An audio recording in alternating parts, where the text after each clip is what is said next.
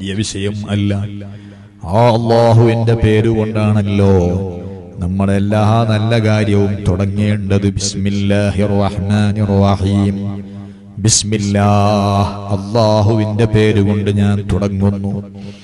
ഏത് നല്ല കാര്യം ചെയ്യുമ്പോഴും ബിസ്മി ചൊല്ലണം. ബിസ്മില്ലാഹിർ റഹ്മാനിർ റഹീം ചൊല്ലാതെ ഒരു നല്ല കാര്യവും ചെയ്യാൻ പാടില്ല. എല്ലാ നല്ല കാര്യങ്ങൾക്കും ബിസ്മി വേണം. ഭക്ഷണം കഴിക്കാൻ തുടങ്ങുമ്പോൾ ബിസ്മി വേണം. വെള്ളം കുടിക്കാൻ തുടങ്ങുമ്പോൾ ബിസ്മില്ലാഹിർ റഹ്മാനിർ റഹീം ചൊല്ലണം.